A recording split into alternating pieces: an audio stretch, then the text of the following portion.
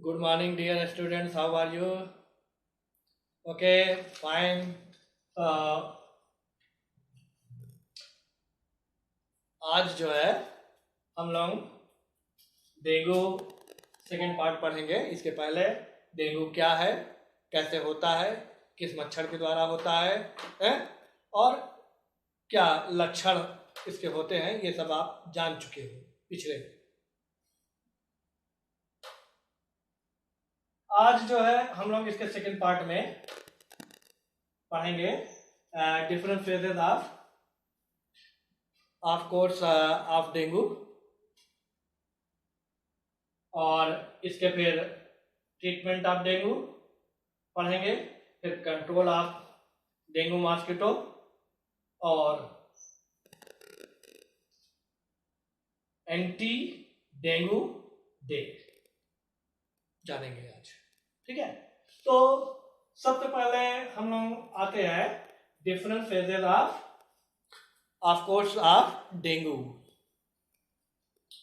तो डेंगू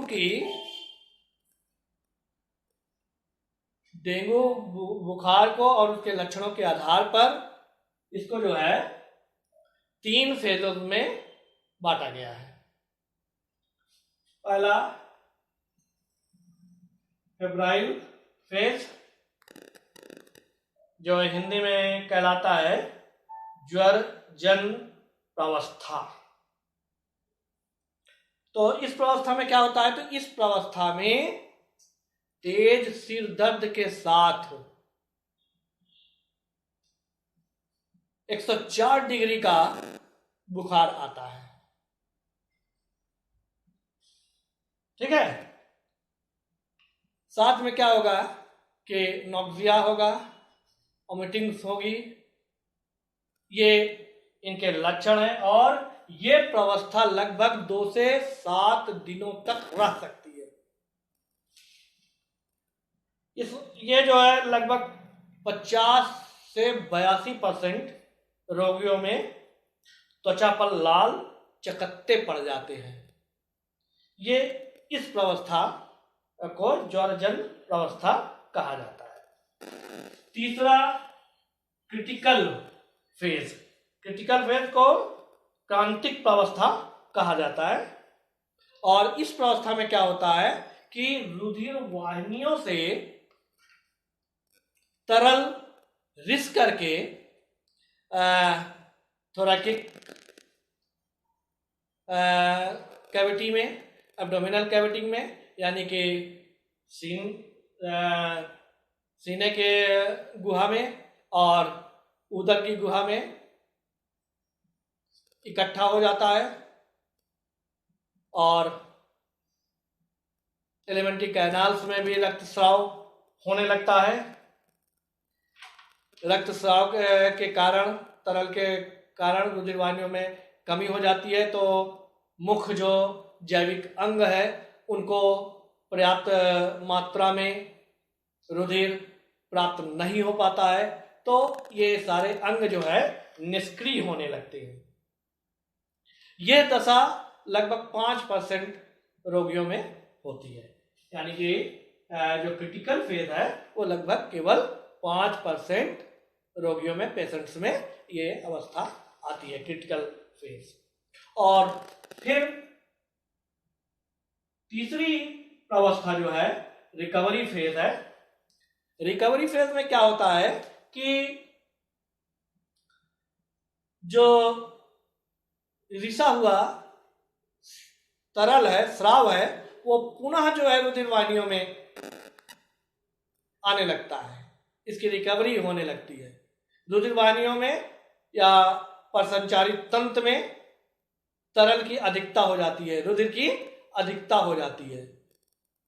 इसका प्रभाव मस्तिष्क पर पड़ता है और इसके कारण क्या होती है कि रोगियों में चेतना अवस्था की कमी आ जाती है, चेतना अवस्था में कमी आ जाती है और व्यक्ति को हफ्तों कमजोरी महसूस होती रहती है। इसके साथ ही साथ इसमें तेज खुजली होती है, हृदय गति मंद पड़ जाती है और त्वचा की पपड़ियां उधड़ने लगती है। ये रिकवरी फेज कहलाती है। तो इस तरह से डेंगू के ये 3 फेज है डेंगू बुखार के या संक्रमण के। अब इनके बाद आया ये ट्रीटमेंट ऑफ डेंगू। तो जैसा कि हमने आपको बता दिया है कि डेंगू एक वायरस के द्वारा होता है और इसे जो है एडीज एजिप्टी, मुख्य रूप से एडीज इजिप्टी जो है फैलाने का कार्य करता है। तो ये एक वायरल होने के कारण इसमें कोई भी एंटीबायोटिक्स नहीं दिया जाता, ना इसके लिए कोई एंटीबायोटिक्स है। केवल जो इसके सहायक उपचार होती है वही अपनाया जाता है, वही चिकित्सकीय पद्धति, इस सहायक चिकित्सकीय पद्धति अपनाई जाती है। जैसे अगर तेज बुखार है, जैसा कि हमने बताया प्रथम फेज में, फेब्राइल फेज में सिर दर्द के साथ तेज बुखार यानी 104 डिग्री का बुखार आता है, तो उस बुखार को कम करने के लिए पैरासीटामोल दिया जाता है। और फिर बताया इसके साथ जो है तेज बुखार होती है, मसल पेन के साथ साथ तेज सिर दर्द होता है, मसल्स पेन होते हैं, और भी दर्द होते हैं। तो दर्द के लिए एसिटामिनोफेन और कोडीन, एसिटामिनोफेन एंड कोडीन दिया जाता है।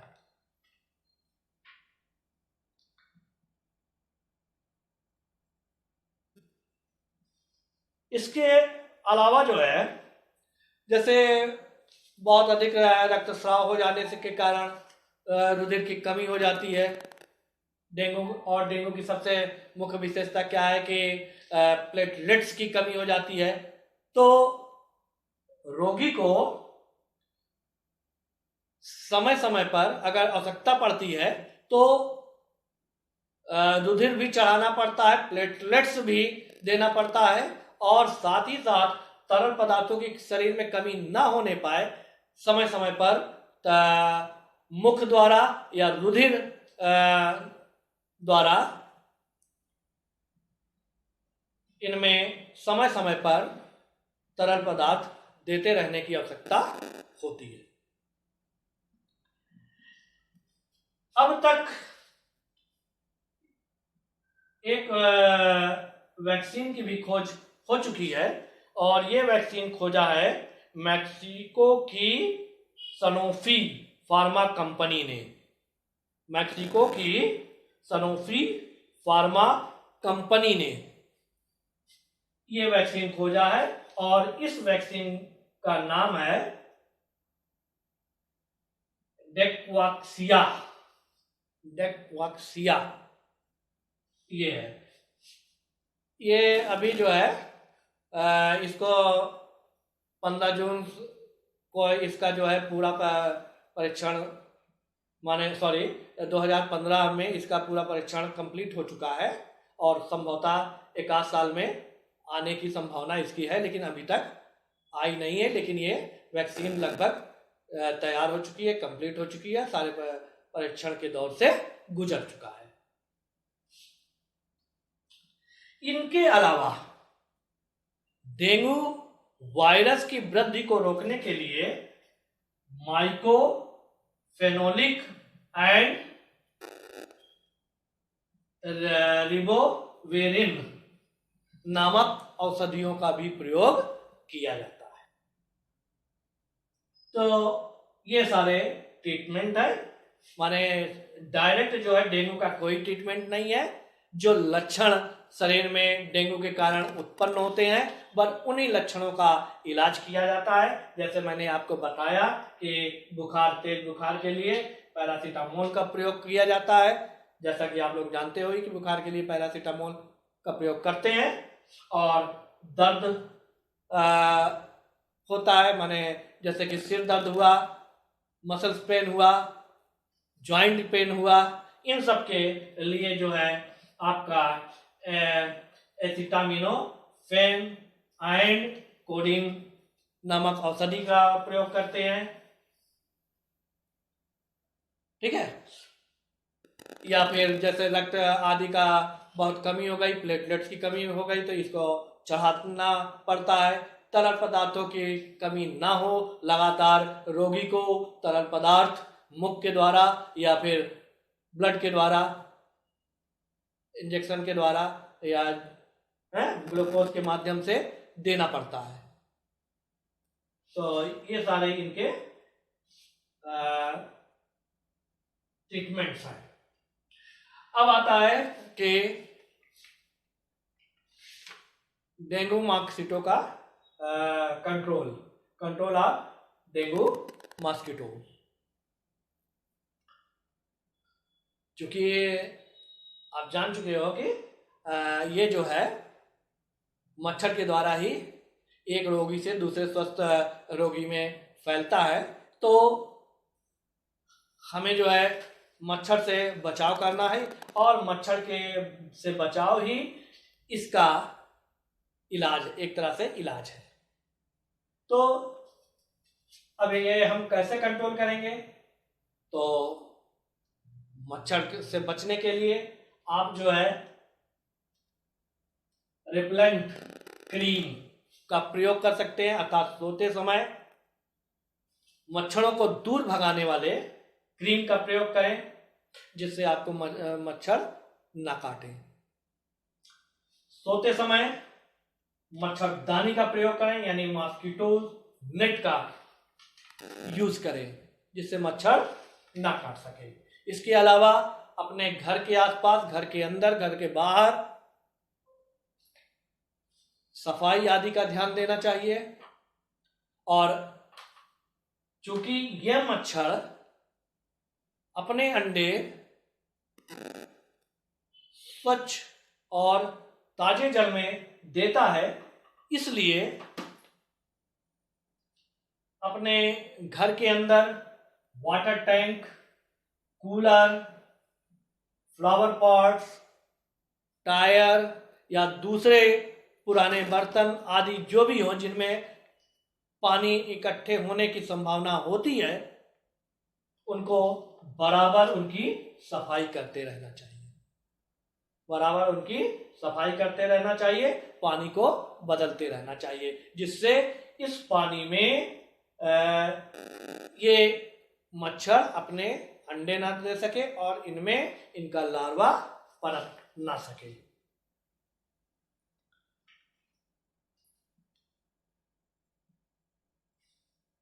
दूसरे अन्य उपायों का भी प्रयोग करना चाहिए।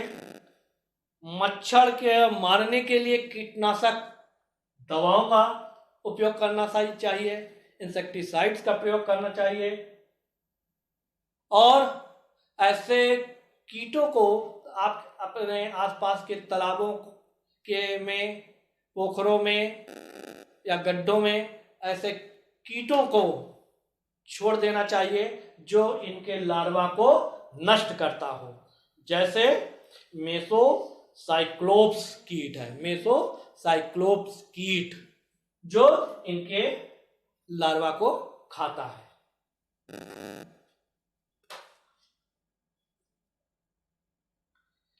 डेंगू का लक्षण उत्पन्न होते ही इसका शीघ्र उपचार का प्रबंध करना चाहिए, अन्यथा डेंगू के द्वारा व्यक्ति की मृत्यु भी हो सकती है।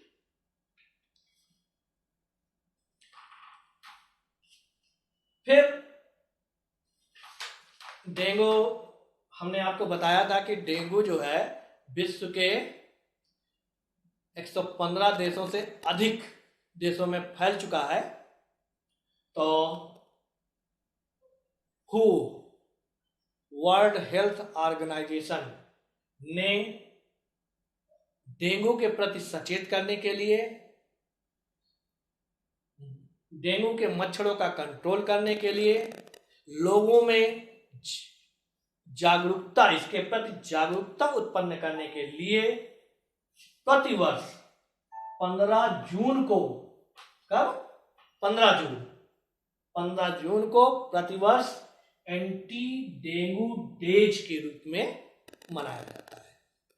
एंटी डेंगू डे के रूप में मनाया जाता है। ठीक, तो ये मैंने आपको डेंगू के फेज बताए, ट्रीटमेंट बताया, डेंगू के मच्छरों का कंट्रोल के विषय में बताया, और 15 जून को एंटी डेंगू डे मनाया जाता है, ये बताया। ठीक, ओके, आज इतना ही।